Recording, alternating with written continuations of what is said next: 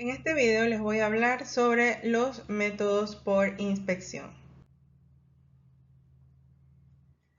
Los métodos de inspección son un grupo de técnicas para inspeccionar o validar o evaluar la usabilidad.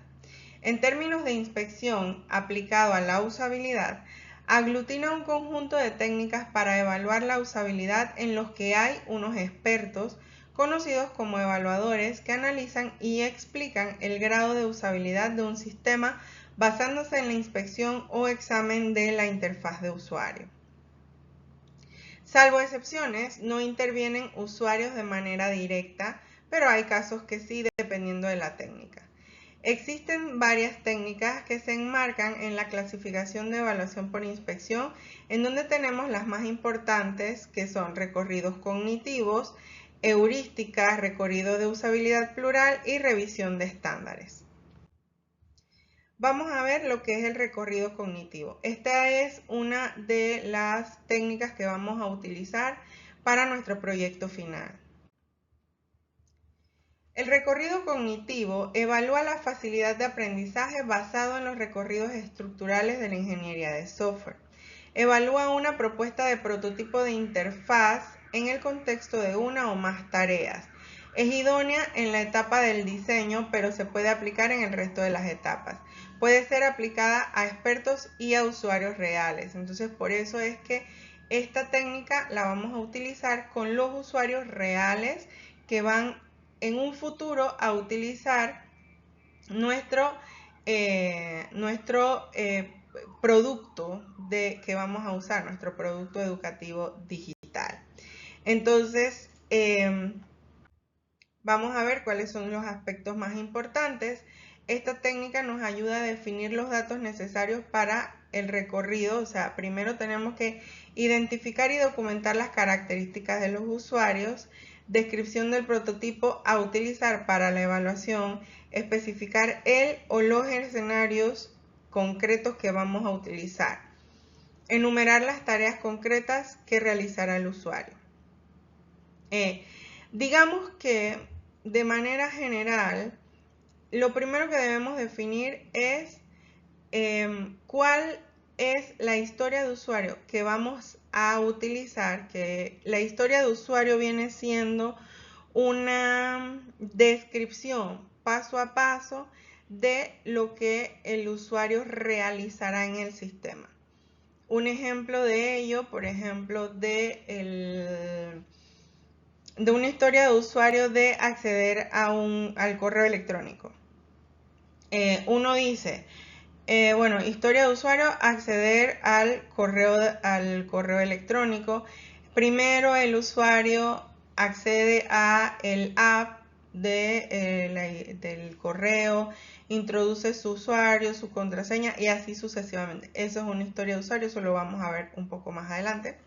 Recorrer las acciones. Los evaluadores realizarán cada una de las tareas determinadas siguiendo los pasos que se le indican utilizando el prototipo. Los evaluadores deben realizar las anotaciones pertinentes sobre la información del factor cognitivo que el usuario exprese, o sea, ya sea gestual o con palabras. Documentar los resultados. El evaluador debe describir cada acción de las respuestas del usuario en la interacción con el prototipo. Se deben anotar los aspectos positivos y negativos que el usuario expresó. Esto se hace con una plantilla, la cual yo les voy a proporcionar. Así que cuando les proporcione la misma les voy a explicar y lo van a comprender un poco más, lo van a ver como un poco mejor. Heurísticas. Las heurísticas son un instrumento de evaluación de la usabilidad, el cual debe ser llevado a cabo por evaluadores expertos. ¿Quiénes son los evaluadores expertos? Pueden ser otras personas, otros especialistas en el área de informática educativa o desarrollo de software o alguna área de ingeniería de software o de sistemas. Sí, solo ellos, solo este tipo de expertos.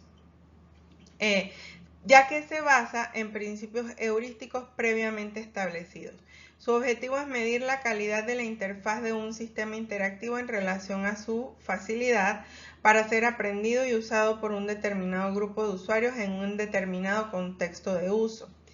Se parte de una lista de principios heurísticos preestablecidos, suelen basarse en las reglas de usabilidad. ¿Qué se obtienen? Tipos de datos cuantitativos y cualitativos. Las heurísticas están basadas en las reglas o principios de usabilidad. Uno de los más icónicos son las reglas de usabilidad de Nielsen, en donde establece que una de ellas es el estado del sistema ha de estar siempre visible, o sea, siempre el usuario debe saber en dónde está y, por ejemplo, el nivel de avance que lleva en interacción con el sistema. Por ejemplo, si estamos instalando una aplicación, siempre en el celular, por ejemplo, siempre nos tiene, uno puede ver cómo va el progreso o el proceso de descarga de la aplicación o de instalación de la aplicación, por ejemplo. Eso es que siempre debe estar visible qué se está haciendo. El otro es, se ha de utilizar el lenguaje de los usuarios, o sea, si es español, en cuanto a idiomas, si es español, inglés, etc. Y también nosotros manejamos, cada cultura maneja vocablos muy específicos del país, entonces a eso es lo que se refiere. Además de eso, también cuando hablamos del lenguaje de los usuarios es el lenguaje que se maneja en el entorno donde se va a instalar el sistema o implementar el sistema. O sea, ya hay terminologías muy técnicas o si es en un aula de clases, dependiendo de lo que vayamos a hacer, hay que ver qué terminologías se usan en el entorno donde se va a implementar lo que estamos haciendo. El usuario tiene control y libertad de poder cancelar, seguir adelante, ir hacia atrás. Eso es el control de libertad. El control y libertad. El otro es, hay consistencia y se siguen estándares, ya que a nivel de desarrollo de sistemas, de diseño de sistemas, hay diversos estándares que marcan ciertas pautas dependiendo del tipo de aplicación que vayamos a hacer. Existe prevención de errores, o sea que podemos mitigar ciertos errores que nos presenta el sistema como usuarios. Si cae en algún error, como por ejemplo si no hay internet, pues ya saber o mandarle un mensaje al usuario de usted ha perdido la conexión a internet y no dejarlo así, por ejemplo. Se minimiza la carga de la memoria del usuario, o sea que nosotros o el usuario no tiene que estar pensando en cómo hacer una tarea, sino o cómo usar el sistema en sí, dónde tengo que hacer el clic o dónde tengo que buscar una información, sino que el usuario puede interactuar de manera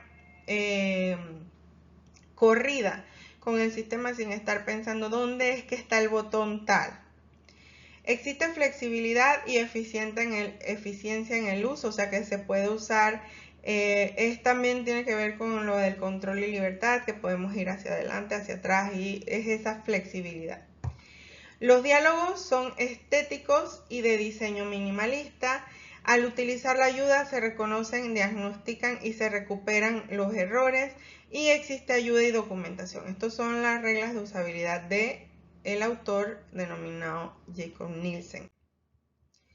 Tenemos otras que son las reglas de oro de Ben Shneiderman, en donde nos dice que los sistemas deben enfocarse por la consistencia. La consistencia es que si utilizamos una paleta de colores, se utilizan las mismas paletas de colores, o sea, los mismos colores en todo nuestro sistema, o nuestro recurso digital educativo.